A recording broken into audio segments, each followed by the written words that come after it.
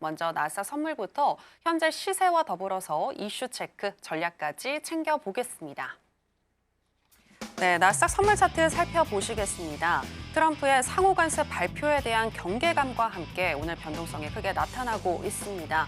우리 시간으로 9시 15분경 ADP사가 발표한 전미 노동 보고서에서 고용 지표가 잘 나왔음에도 불구하고 하락이 이어지면서 10시 31분경에는 19,316포인트 선까지 터치하기도 했는데요. 하지만 개장 이후에 장대 양봉이 연속적으로 나오면서 다시금 회복하는 모습이 나타났고 현재 강보합까지 올라온 상태입니다.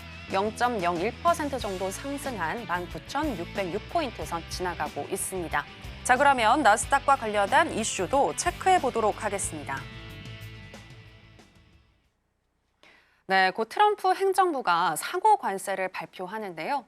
증시에는 또 어떤 영향을 끼칠 수 있을지 이야기 나눠보도록 하겠습니다. 마스터님, 미국 시장 어떻게 흘러갈 거라고 보시나요? 자, 의견님 아까 제가 인사말에 말씀드렸듯이 이제 네. 5대5로만 생각을 해보시자고요. 너무 극단적으로 가지도 말고 너무 또 희망적으로 생각하지 말자. 그래서 그 두 가지 원인이 어떤 게 있는지 한번 살펴보고 내일 또 새벽 다시 다 주무실 거 아니에요. 그죠? 아침에 편한 마음으로 많이 보시길 바라겠습니다. 오늘 너무 무겁게 제가 가고 싶지 않습니다. 가볍게 갈 테니까 그렇게 좀 보시면 될 것 같아요. 자, 일단은 이제 안 좋은 면을 한번 먼저 분석을 해볼 필요가 있습니다. 자, 저번에처럼 한 얘기가 있죠. 지금 나는 주식은 나한테 중요한 이슈가 아니다. 중요한 이슈가 아니니까 일단은 잠시 뒤로 하고 미국 경제를 살리는 게 최우선 과제다. 결국은 뭡니까? 지금 이제 바이든 정부 때 너무나도 뭐 단기 국채를 많이 발행을 해서 거의 일경이라는 어마어마한 부채가 있죠. 그죠? 그게 이제 만기가 도래해서 갚아 나가야 되는 입장인데 거기 이제 되게 지금 트럼프가 스트레스를 많이 받을 수 있을 것 같아요. 그래서 제일 편한 게 뭐예요? 결국엔 칼을 꺼내는 게 결국엔 관세. 내일 상호 관세죠. 뭐 그전에도 여기저기 뭐 관세 정책을 펼쳤지만 자, 여기 때문에 어떻게든 트럼프는 분명히 발동을 걸 거예요.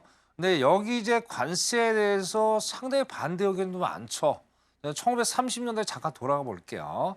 자, 1930년대 스무트 홀리라는 관세법이 있었죠. 상원의원의 뭐 스무트, 또 하원의원의 홀리가 야, 우리나라도 너무 지금랑 똑같은 거예요. 우리나라 상태 안 좋다. 빨리 관세해서 우리나라 살리자.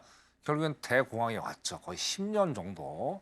자, 그런 상황까지도 올 수도 있겠다 지금 얘기를 하고 있습니다. 그때보다 GDP의 영향력이 상당히 크다는 얘기고 상당히 비관적인 얘기죠. 저 거기에 대해서 저도 상당히 좀 무게를 좀 싣고 있는 것 같고요.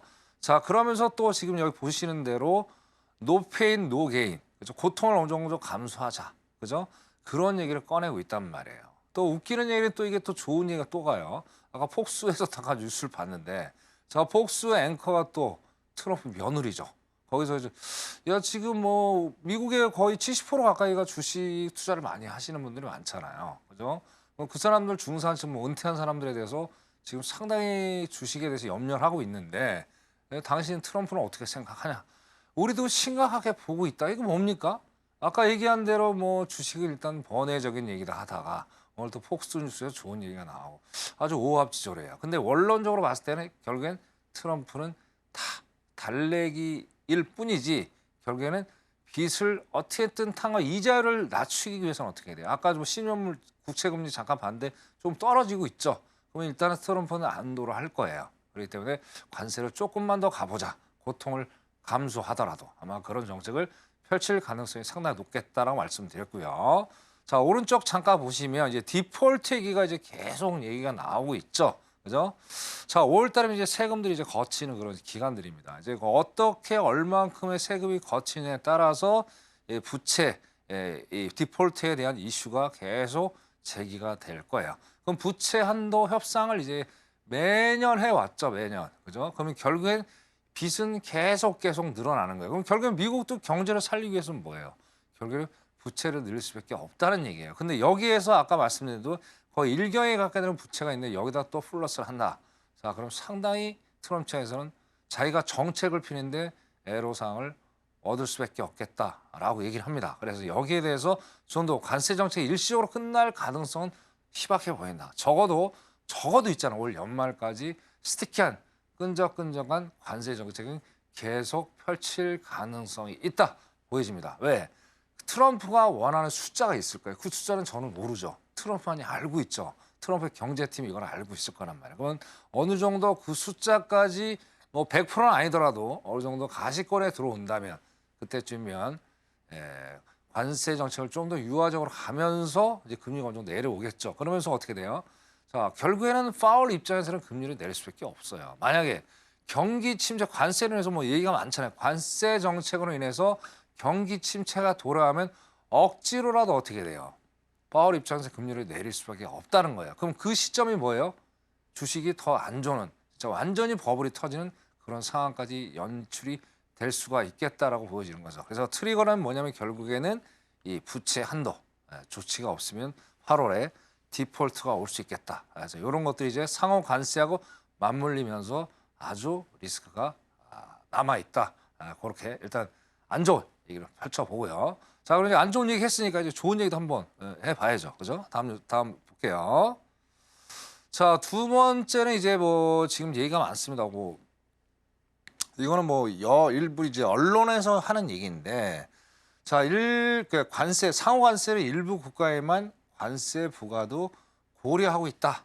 그런 대신 뭐 현재 25% 얘기를 하는데 20% 정도, 또 우리나라는 뭐 한 16%까지 얘기하고 있고, 근데 우리나라 그나마 좀 다행이죠. 어떻게 관세를 매기는데 다른 나라보다 조금은 낮게 관세를 매기겠다. 뭐 이런 것들 희망 얘기가 지금 오가고 있는 것 같고요. 자, 그리고 결론적으로 전 세계 다 할 것 같지는 않아요. 제가 일부 국가들, 뭐 쉽게 흑자를 많이 본 국가들 다 레벨이 있잖아요. 한 15개 정도 나라에 대해서 고율 관세를 때릴 가능성이 상당합니다. 그중에 1등은 뭐 당연 중국이죠. 결국에 이제 트럼프 일기 때 뭐를 했어요? 트럼프 일기 때 중국에다가 관세를 때려서 중국 죽이려고 했는데 죽이지 못하고 결국엔 그냥 끝났죠. 아무것도 없이. 이번에도 이제 다시 한번 트럼프가 메스를 꺼내 들었습니다. 그럼 가장 중요한 건 중국이기 때문에, 중국 때문에 또 어부지리를 우리나라까지 피해 볼 수 있는 거는 뭐 기정사실이고, 여기에 대해서 우리가 조금 대비를 해야 되는데 좀 강도가 낮기를 좀 바랄 뿐이고요. 자, 그다음 EU가 또 심각하죠. EU에 대해서 1기 때부터도 뭐 EU하고도 되게 좀 사이가 안 좋았잖아요. 2기 때도 여전히 또 지금 사이가 안 좋고, 그래서 마플 관세까지도 얘기하고 있는 아주 좋은 상황들이 펼쳐지고 있단 말이야. 근데 결국엔 뭐라고 그랬습니까? 트럼프 때 했던 얘기 뭐냐면, 자, 내가 상호 관세는 발표하는데 나중에 협상 테이블에다 올려놓겠다. 무슨 얘기예요, 결과적으로? 트럼프한테 어느 정도 뭐 쉽게 얘기해서 조공을 바치고 잘 듣는다. 결국 와서 집 짓고 공장 짓고 노동력을 많이 만들어 주려고 노력하는 나라에 대해서는 재협상을 해볼 여지가 있겠다. 그러니까 관세를 안 한다는 얘기는 아닌 것 같아요. 제가 보기에는.